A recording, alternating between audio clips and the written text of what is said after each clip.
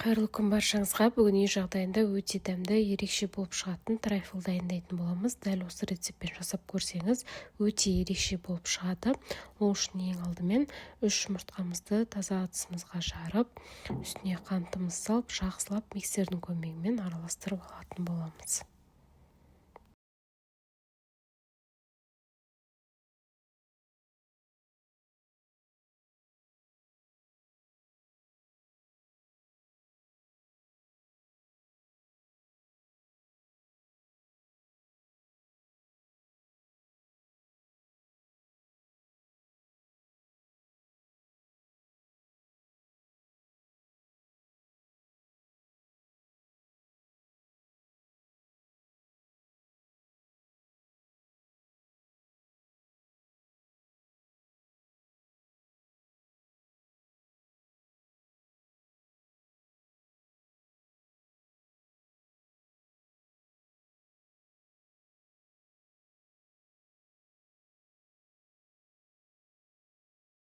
Келесі кезекте 2 ас қасық қаймағымызды салып, тағы да жақсылап миксермен араластырып аламыз.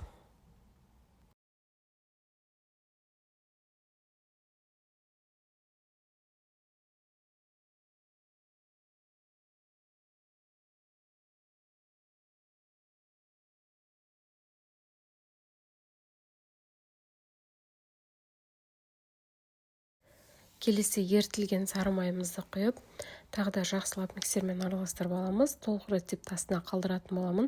Дәл осы рецептпен жасап көрсеңіздер ешқандай өкінбейсіздер, өте дәмді, ерекше болып шығады. Әсіресе біздің трайфлымыздың қамыры өте жұмсақ және қолмен үгіткен кезде тез үгітілетін жақсы қамыр дайын болады. Келесі кезекте құрғақ заттарымызды салатын боламыз. 2 ас қасық какаомызды, одан кейін қопсытқышымызды салып, тағы да жақсылап миксердің көмегімен араластырып алатын боламыз.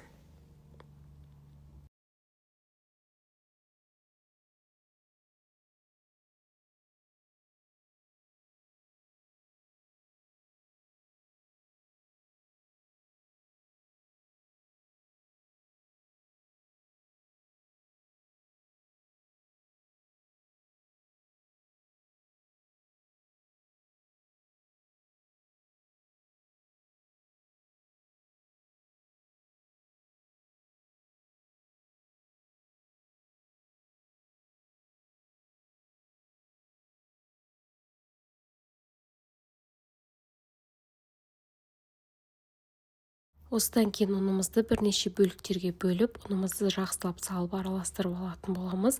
Егер массамыздың кішкене қою қоңыр болғанын қаласаңыздар, онда какаоны 3 қасық 4 қасық қоссаңыздар болады, өз қалауларыңыз бойынша.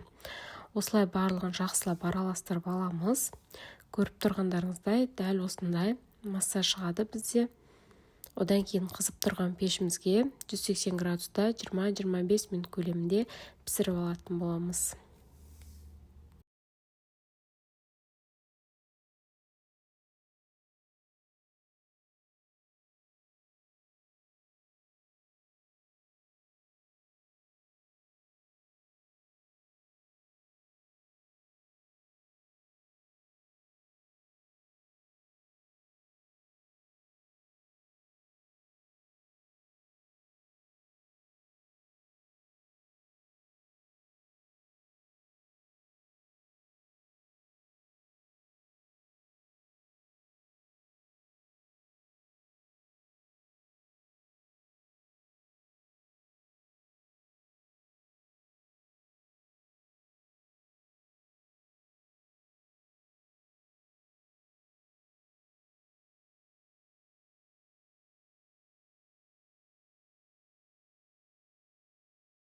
Барлық массамызды осылай перманент қағазына салып, жақсылап орналастырып алып пешке жібереміз.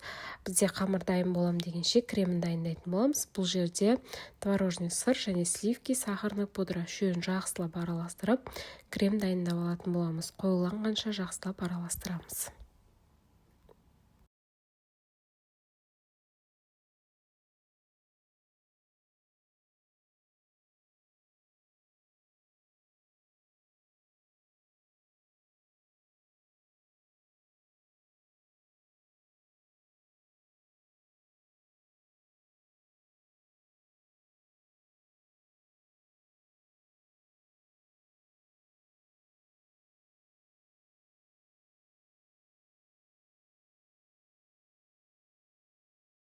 Осымен біздің креміміз дайын, өте қою және өте әдемі болып шықты.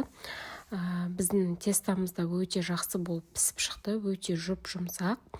Енді қамырымызды қолымызбен үгітіп алатын боламыз. Мына жерде менде жартысы ғана керек болады деп ойлап кесіп алдым, бірақ менде барлық бөлігі керек болып қалды. Сондықтан да барлығын осылай қолымызбен үгітіп аламыз. Қамырымыз өте жұмсақ болып шығады.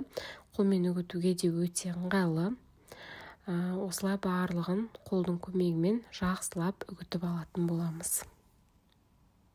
Сіздерге барынша түсінікті болсын деп барлық видеомды дәл осылай ұзақ асықпай түсірдім. Сондықтан да бұл видеоны бағалап кетулеріңізді сұраймын. Қазақша контенттің дамуына үлес қосқыңыз келсе, видеоларыма лайк басып, қолдап кетуді ұмытпаңыздар. Және егер осыны жасап көрген болсаңыз, комментарийға өз пікіріңізді қалдырып кетіңіз.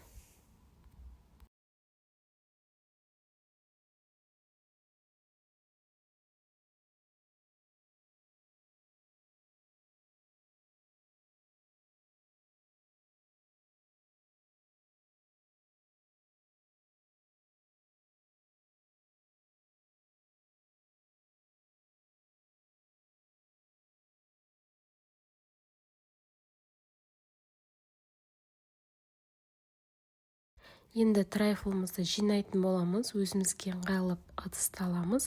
Менде дәл осындай ыдыс бар. Осы ыдысқа жинайтын боламыз. Ең алдымен осылай қамырымызды астына жаймалап салып алатын боламыз. Арасына ешқандай пропитка жасамай қойсаңыздар болады, бірақ менде қамырдың арасы құрғақ болғанын қаламаймын. Сондықтан да кішкене сүтпен пропитка жасап, арасына қасықтың көмегімен дәл осылай сүтімді құйып шықтым.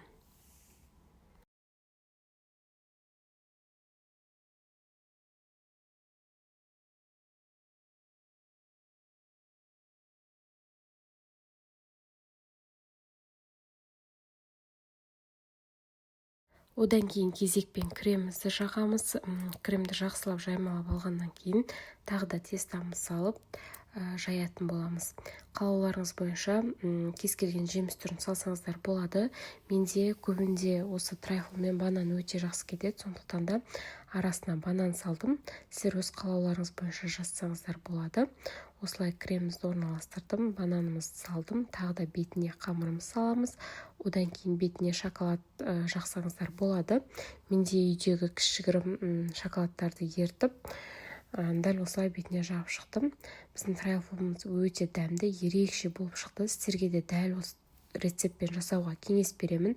Өзім осы рецепті қолданып жүргеніме көп уақыт болды. Сондықтан да сіздерге де дәл осы рецептпен жасап көруге кеңес беремін. Өте дәмді, ерекше болып шығады. Дәл осылай жақындарыңызды қуантыңыздар. Және видео пайдалы болған болса лайк басып қолдап кетуді және маған жазылып алуды ұмытпаңыздар.